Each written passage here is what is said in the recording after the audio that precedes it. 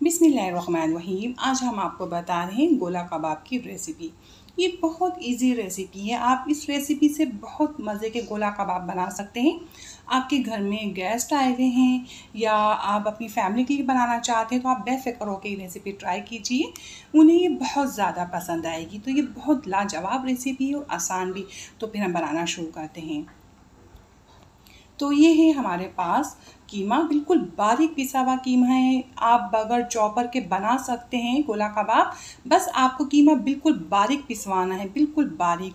तो ये बिल्कुल बारीक कीमा है। तो ये 1 किलो है बीफ का। आप मटन का भी ले सकते हैं, आप चाहे कोई भी मीट ले सकते हैं।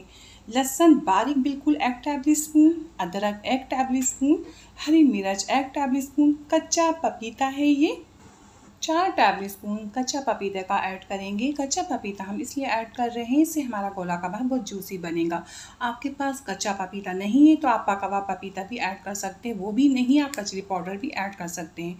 ये डालने से बहुत जूसी, बहुत सॉफ्ट हमारे गोला कबाब बनेंगे। तो हरी मिर्ची, लहसुन, अदरक, पपीता बिल्कुल बारीक पिसा हुआ होना चाहिए। तो हम ये चीज़ें ऐड कर चुके हैं। कुछ स्पाइसी ऐड करेंगे। नमक 1 टेबल स्पून, ज़ीरा पाउडर 1 टेबल स्पून, सुरख मिर्च 1 टेबल स्पून, धनिया 2 table spoon, tikka masala 2 table spoon. तो ये मसाले हम स्पाइसी कीमे में ऐड कर देंगे। आपको थोड़ा स्पाइसी खाना है तो आप सुरख मिर्च पाउडर बढ़ा सकते हैं, नमक भी बढ़ा सकते हैं अपने टेस्ट के अकॉर्डिंग। तो ये मसाले हमने ऐड किए हैं। इसके बाद हमें 1 मुट्ठी हरा धनिया चाहिए। आपके पास फ्रेश हरा धनिया तो अब आप ऐड कर सकते हैं। मेरे पास ड्राई है तो मैं डाल रही हूँ 2 टेबल स्पून या 1 टेबल स्पून। लेमन जूस हम ऐड करेंगे 3 टेबल स्पून। और ये है हमारे पास प्याज है, लाइट ब्राउन प्याज है, हाफ कप हम ये ऐड कर देंगे। तो प्याज का चूरा करके ऐड करना है। इसके बाद हमें बेसन ऐड करना है। तकरीबन 4 टेबल स्पून भी ले सकते हैं और 6 भी ले सकते हैं। और एक बात हम आपको बताते हैं, कीमे में पानी बिल्कुल भी नहीं होना चाहिए। आप गोश्त को धुला हुआ गोश्त पिसवाइएगा या आप कीमा धो के काफ़ी घंटे पहले धोइएगा और किसी छन्नी में रखिएगा और फ्रिज में रख दिएगा। तो तकरीबन 6 घंटे पहले कीमा धोइएगा, आप इसमें से सारा पानी निकल जाए। तो हम बगैर चॉपर के देखिए ये गोला कबाब बनाएंगे। कीमा बिल्कुल बारीक स्मूथ है हमारा। तो हमें बहुत अच्छे से मिक्स करना है, मिक्सिंग बहुत अच्छी करनी है। तो हम अच्छे से मिक्स करेंगे तो ये बिल्कुल ज़बरदस्त हो जाएगा मिक्स होकर। हमें मशीन की ज़रूरत नहीं है, कीमा बारीक है। तो देखिए हम अच्छे से मिक्स कर चुके हैं। अब हम एक दरमियाने साइज़ की बॉल लेंगे, हाथों को ग्रीस करेंगे और इस तरह हम चिकनी बॉल बना लेंगे। इस तरह कोई मोटी सी स्टिक होनी चाहिए।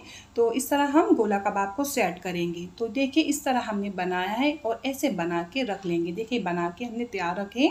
अब हम इसे फ्राई करेंगे। ऑयल बहुत ज़्यादा तेज़ हॉट गर्म नहीं होना चाहिए, ये दरमियाना गरम ऑयल है, इसमें हम गोला कबाब रख देंगे।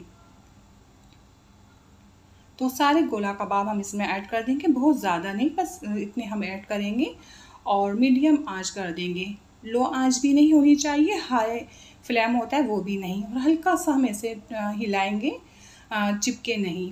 तो नॉन स्टिक में थोड़े और अच्छे बन जाते हैं, ये चिपकते नहीं हैं, टूटते नहीं हैं।